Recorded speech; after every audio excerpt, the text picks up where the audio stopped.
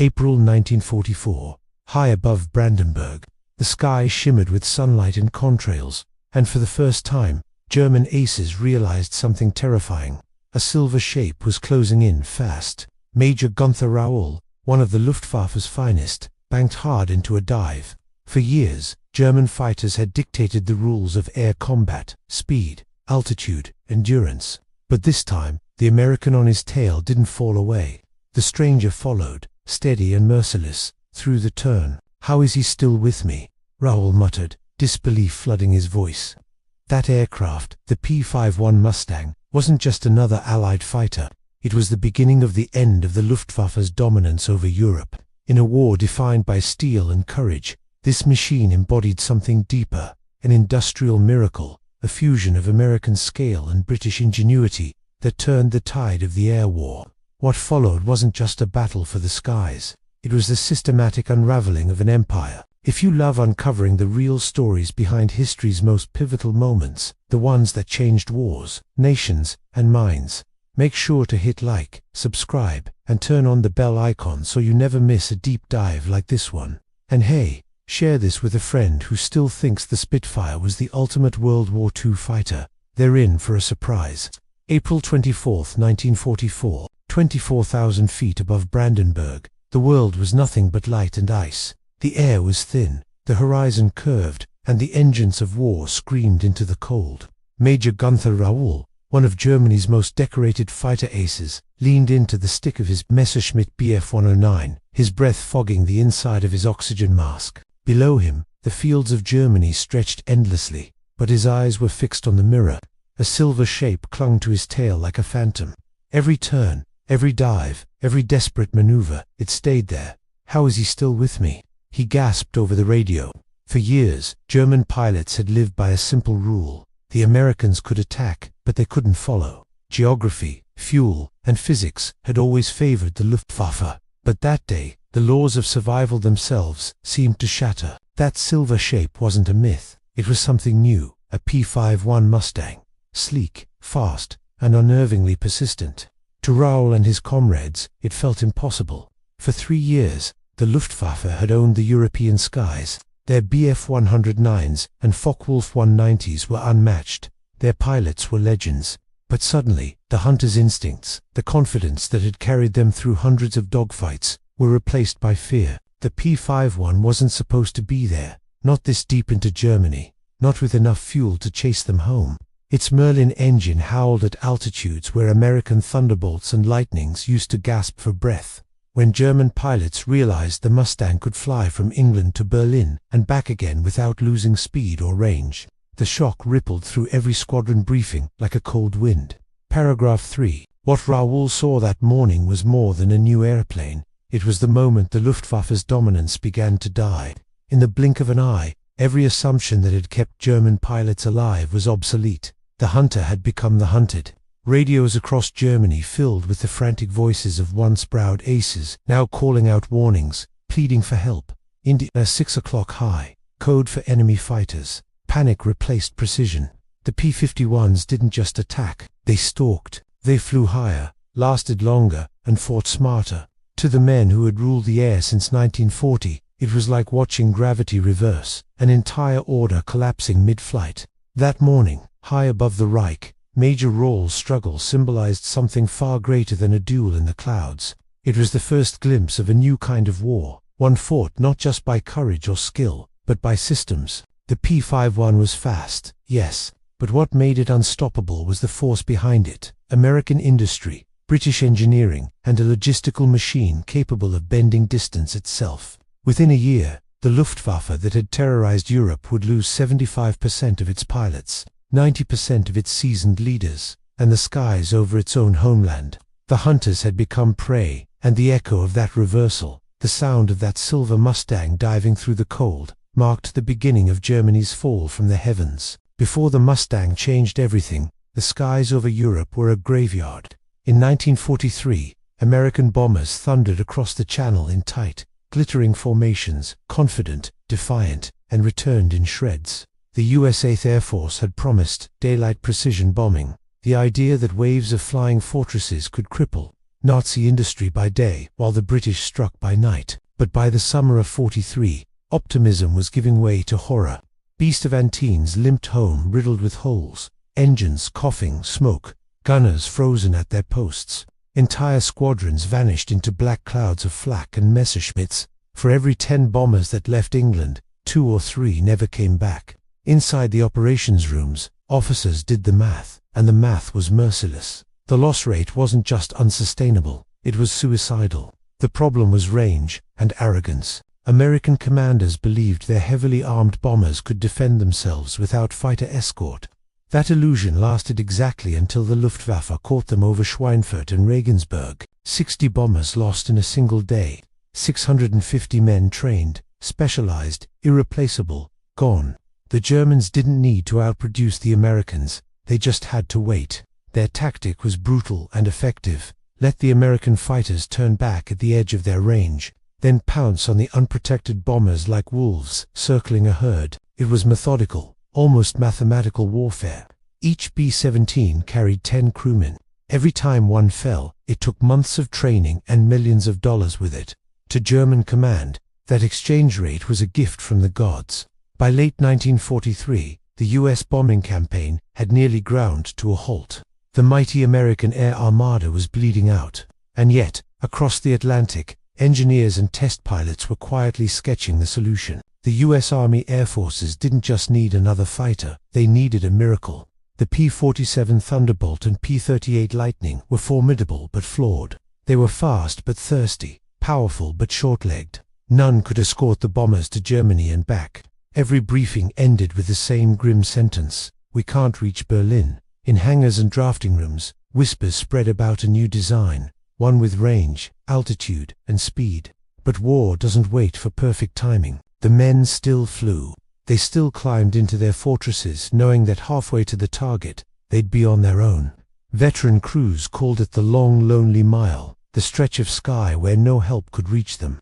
And every contrail on the horizon could mean death. The Luftwaffe, meanwhile, felt invincible. German pilots celebrated victories in Berlin cafes, boasting that American bombers would never touch the heart of the Reich. General Adolf Galland, one of the Luftwaffe's sharpest minds, declared confidently, "Their fighters can't reach beyond the Rhine. We will wait, and then destroy them." And for a while, he was right. But behind the scenes, something extraordinary was taking shape. A partnership that would merge British engine genius with American production muscle. The P-51 Mustang was already on drawing boards, its lines sleek, its purpose clear. No one knew it yet, but the age of the bomber's helplessness was ending. The Americans would soon return to those same killing skies, not as victims, but as hunters. The storm was coming, and it had wings of silver. It began with a phone call and a challenge that sounded almost impossible. In April 1940, the British Purchasing Commission reached out to a small American company, North American Aviation, with an urgent request. "Can you build fighters for us?" The British were desperate. The Spitfire was excellent, the Hurricane brave, but war was devouring aircraft faster than they could be made.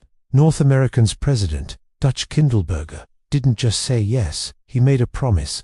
Instead of building someone else's plane, he'd give Britain a brand new design. "Give us 120 days, he said. "We'll give you a better fighter." It was the kind of American confidence that sounded like madness in 1940. Europe was burning. The Luftwaffe was crushing the continent. And in a quiet hangar in Inglewood, California, a handful of engineers began sketching history on a drafting table. They worked with a kind of focused desperation that only wartime can summon. Days blurred into nights. Blueprints became prototypes. Mechanics welded metal in shifts around the clock.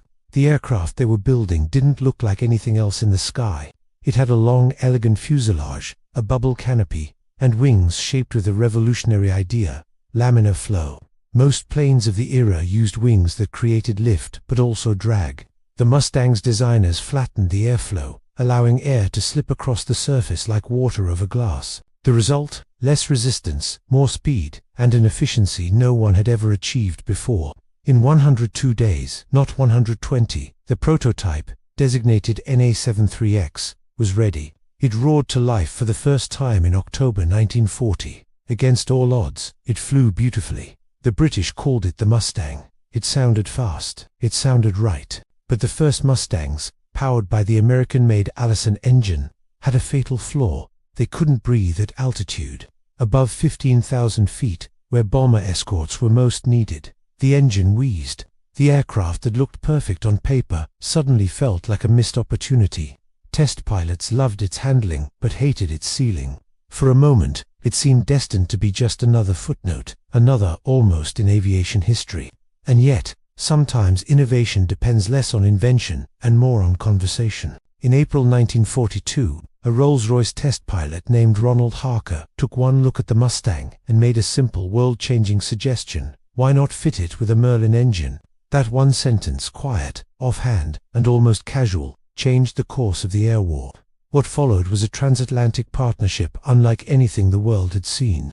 British engineers brought the Merlin, an engine with power and altitude performance the Americans could only dream of. Packard Motor Company in Detroit began mass-producing it under license, blending British precision with American scale. When the first Merlin-powered Mustang took off, the transformation was instant. It climbed faster, flew higher, and raced farther than anyone believed possible. Test pilots came down from those first flights wide-eyed, calling it the perfect blend of grace and aggression. What had begun as a rushed wartime experiment had become a masterpiece of design, a weapon of precision, endurance, and beauty. In just 102 days, North American aviation hadn't just built an airplane. They had built a symbol of what happens when ingenuity meets necessity, and when two nations, separated by an ocean, decide to build something that could change the world. The story of the Mustang's rise can't be told without the hum of one sound: the Rolls-Royce Merlin. That engine wasn't just a piece of machinery, it was the beating heart of victory. The Merlin was already famous, powering Britain's Spitfires through the Battle of Britain, roaring across the skies as London burned below. It was the engine that had kept Britain alive when everything else seemed lost. So when the British test pilot Ronald Harker suggested putting it inside the American-built Mustang, it was more than a technical tweak. It was a marriage of philosophies. British craftsmanship met American innovation. One brought experience and finesse, the other brought scale and speed. It was a partnership that neither nation could have achieved alone. And when the first Merlin-powered P-51 lifted off, history tilted on its axis. The transformation was immediate and almost unbelievable. The new P-51B screamed through the sky like it had been set free. Where the old Allison engine gasped for air above 15,000 feet, the Merlin purred effortlessly past 30,000. It gave the Mustang range, speed, and stamina, everything the war demanded, all at once. Now, American bombers flying deep into Germany weren't orphans. They had guardians, sleek and silver, flying wingtip to wingtip through flak and fire. Pilots returning from escort missions told stories of watching enemy fighters dive away in shock, unable to outclimb or outrun them. German intelligence officers, when they finally saw the data, were stunned. 440 miles per hour at altitude, over 2,000 miles of range with drop tanks, and the ability to fight all the way home. The numbers didn't just threaten the Luftwaffe's tactics, they shattered its assumptions. The secret wasn't just the Merlin's raw power, it was the way it worked. It was a supercharged, precision-crafted machine, tuned for thin air and high altitude. Every cylinder, every valve, every bolt was a testament to meticulous British engineering. But when Packard in Detroit began producing it by the hundreds, something extraordinary happened. Perfection met production. What had once been hand-built in English workshops was now rolling off American assembly lines with factory precision and efficiency. The Mustang became not just a plane, but a system. An idea that could be replicated, multiplied, and unleashed. Each one identical, each one dependable, each one a hammer striking the Luftwaffe's crumbling anvil of superiority. By late 1943, the first squadrons equipped with the Merlin-powered P-51B were entering combat. Their debut was quiet but devastating. German pilots who had grown used to turning home unchallenged found silver predators waiting at their altitude, and still there hours later. Indians, still with the bombers, came the panicked radio calls. That phrase would echo through German intercept logs again and again. The P-51 didn't just chase them. It stalked them across hundreds of miles, through clouds and sunlight, until escape was impossible. What began as a simple engine swap became the turning point of the air war. The Merlin didn't just give the Mustang power, it gave the Allies endurance, reach, and dominance. And from that union of British precision and American scale, the balance of the entire European sky shifted forever. February 1944. Europe's skies burned. The US 8th Air Force, backed by the newly arrived P-51 Mustangs, launched a campaign so massive it would later be known simply as Big Week. For 6 relentless days, more than 1,000 bombers and nearly as many fighters pounded the very core of German aircraft production. Regensburg, Leipzig, Augsburg, Gotha, factories, runways, rail lines, nothing was spared. The Luftwaffe scrambled every aircraft it could muster. The air above Germany became a swirling, endless storm of tracer fire, vapor trails, and exploding engines. And for the first time, the Americans didn't just endure that storm, they controlled it. The P-51s dove into battle like wolves unleashed, breaking through enemy formations, chasing the hunters all the way back to their bases. What began as another bombing operation turned into an all-out reckoning. For years, German pilots had been used to fighting on their own terms. Fast strikes, quick retreats, minimal losses. But during Big Week, the familiar patterns disintegrated. The Mustangs didn't peel away when fuel ran low. They stayed, they loitered, they hunted.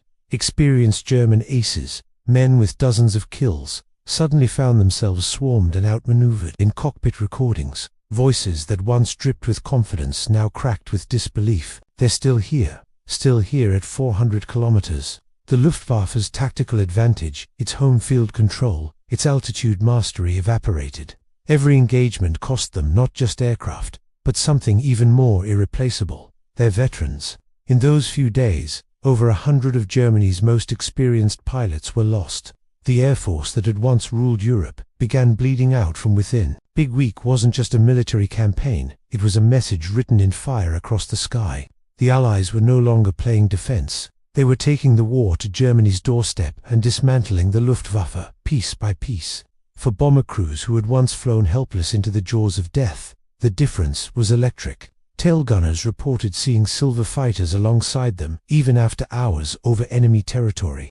For the first time, they didn't feel alone. Confidence replaced dread. The psychological tide turned as much as the strategic one. American commanders realized the P-51 was more than an escort.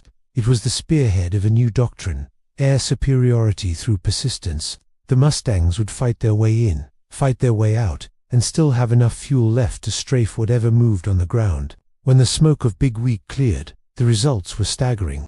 The Luftwaffe had lost over 350 fighters in less than 7 days, along with the expertise of its most seasoned leaders. Production lines were crippled, morale shattered, and the Americans, they had found their weapon. Pilots came home knowing the balance had shifted. One Mustang pilot later said, "After Big Week, we didn't just escort the bombers, we owned the sky." The myth of the untouchable German ace was gone. The Luftwaffe's decline had begun, not in some grand decisive battle, but in the quiet arithmetic of attrition, of factories bombed, leaders killed, replacements rushed into cockpits too soon. From that moment on, the Germans were no longer fighting for victory. They were fighting for survival. March 1944. For the first time in the war, American bombers crossed into the heart of Germany with fighter escort. Berlin, the city that had once felt untouchable, was about to see silver wings overhead.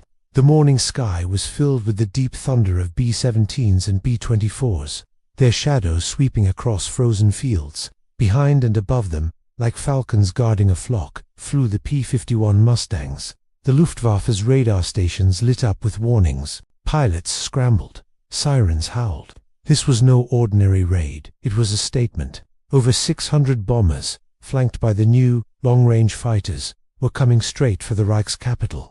Adolf Galland himself took off that morning, leading a desperate defense. What he saw above Berlin would haunt him for the rest of his life. The Luftwaffe rose to meet the Americans, but they weren't ready for what came next. The Mustangs hit them from above, out of the sun, diving fast and striking hard. Galland's after-action report would later read, "They had altitude advantage, speed advantage, and tactical advantage. We were outnumbered 3-1. The Mustangs cut through the sky like lightning, shredding German formations before they could even close on the bombers." Civilians in Berlin looked up from the streets and saw a sight they had been told was impossible: American fighters circling above the Brandenburg Gate. It was more than humiliation. It was psychological collapse. The myth of German air supremacy, once the pride of the Reich, was disintegrating over their own capital. Back at Allied bases in England, the atmosphere was electric. Pilots who had survived the raid spoke of their first glimpses of Berlin, its rail yards, its smoke, its flak. But what struck them most was not what they saw, but what they didn't: the absence of fear. "We went to Berlin," one pilot said later, "and we came back. That's when we knew we could win." It was a turning point, not just in tactics, but in spirit. The Mustang had given the Allies something immeasurable: confidence. It changed how they flew, how they fought, even how they thought about the war. They weren't crossing enemy lines anymore. They were erasing them. For Germany, it was a devastating realization. Civilians who had once believed in the invincibility of the Luftwaffe watched as silver fighters danced freely above their heads. Bombers that had once limped home now returned, largely intact. The Luftwaffe could no longer control its own airspace.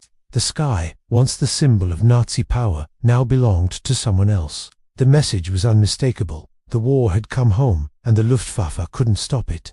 By mid-1944, the Luftwaffe's most dangerous enemy wasn't just the Mustang, it was time. Experienced German aces were being lost faster than they could be replaced. Training programs, once rigorous and months long, were now stripped down to mere weeks. Fresh-faced boys barely out of school were being shoved into cockpits with fewer than 150 flight hours. Some had never fired a live round before combat. They were sent into the sky against American pilots with 400 hours of training, combat experience, and confidence built on success. "We received children," one Luftwaffe commander later wrote. "Boys of 19 who had never flown above 5,000 meters. We sent them against veterans, and they died." In the United States, it was the opposite story. Pilot training had become an industrial process in itself: efficient, standardized, relentless. Young men were filtered through a system that taught them not just how to fly, but how to fight together.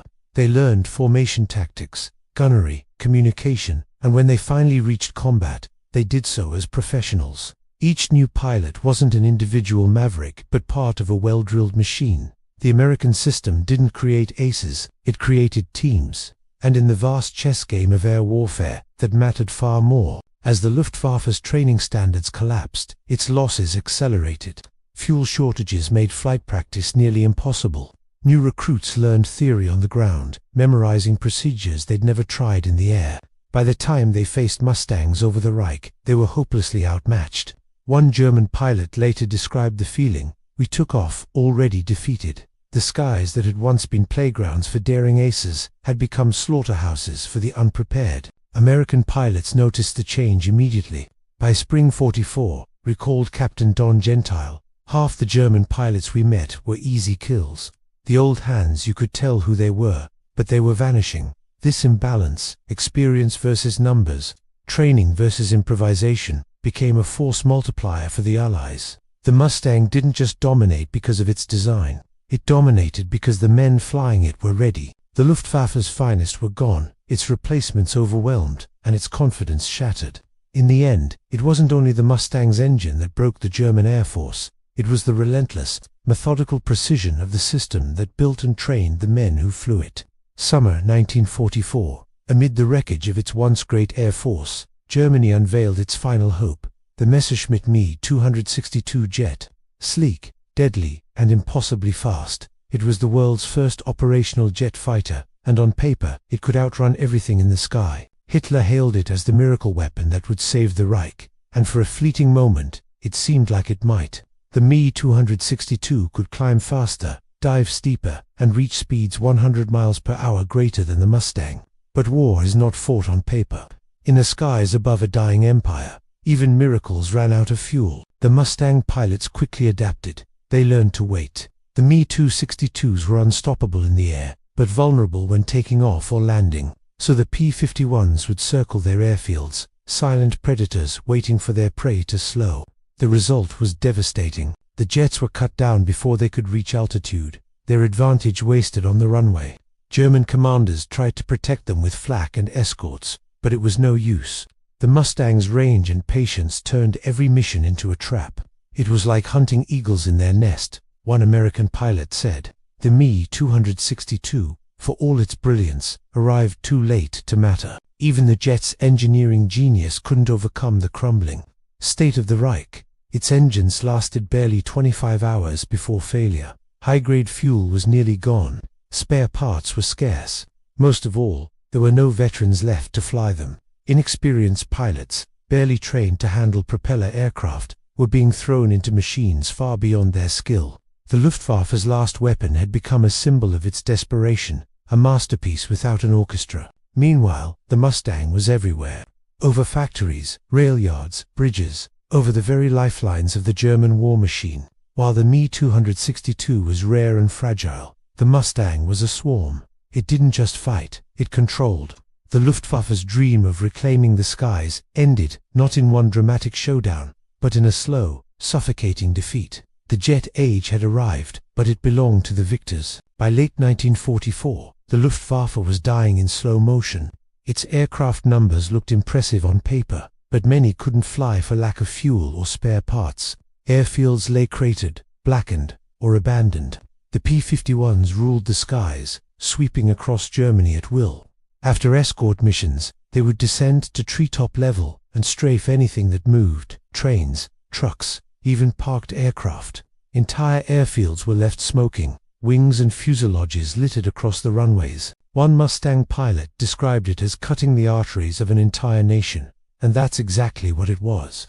Every destroyed locomotive, every burning train car, every strafed bridge, it all added up to the slow asphyxiation of the Reich. Albert Speer, Hitler's armaments minister, later admitted that by autumn 1944, the American fighters achieved what the bombers could not: complete paralysis. Coal couldn't reach factories, food couldn't reach cities, and ammunition couldn't reach the front. Even the most disciplined army collapses when its supply lines do. By November, the Luftwaffe could barely operate. Of 1,400 aircraft on paper, only a few hundred were flight-ready. The rest sat idle, grounded by fuel shortages or by fear. The Mustangs owned not just the air, but the rhythm of the war itself. For German pilots still flying, the hopelessness was suffocating. Every mission felt like suicide. A dark joke spread through fighter units. What does a German pilot need for an Iron Cross? A P-51 escort to the cemetery. Beneath the grim humor lay despair. The Luftwaffe's finest had been reduced to cannon fodder, their heroism wasted against impossible odds. The same men who once ruled the skies now counted survival as victory. By early 1945, the Luftwaffe ceased to exist as a meaningful fighting force. The remaining planes were hidden in forests or destroyed by their own crews to prevent capture. The once mighty air arm that had terrorized Europe now lived only in memory. Above the ruins of the Reich, the Mustangs still flew, symbols of a new era, silver ghosts gliding over the ashes of an empire.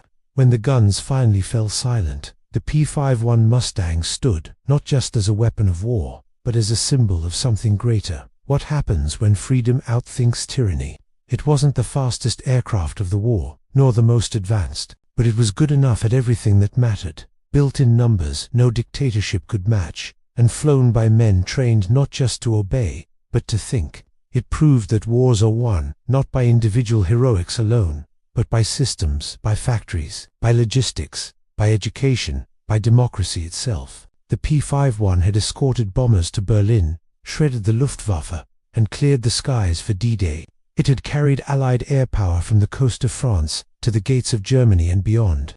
But its real legacy lived in what it represented: the fusion of cooperation, creativity, and scale. The British designed the heart. The Americans built the body. Together, they created an aircraft that embodied the very spirit of alliance, different nations working as one to defeat tyranny. Even after the war, the Mustang's silhouette became a legend. It served in Korea, inspired generations of pilots, and defined the image of the fighter plane in popular imagination. For those who flew it, the memory never faded: the deep hum of the Merlin, the endless horizon, the knowledge that for a moment in time, they owned the sky. Former Luftwaffe ace Adolf Galland would later say, the P-51 was not superior in every way, but it was good enough in all ways, and it came in endless numbers. That combination was unbeatable. Decades later, one surviving German ace, Günther Rall, the same man who first faced the Mustang over Brandenburg, reflected on what he had witnessed.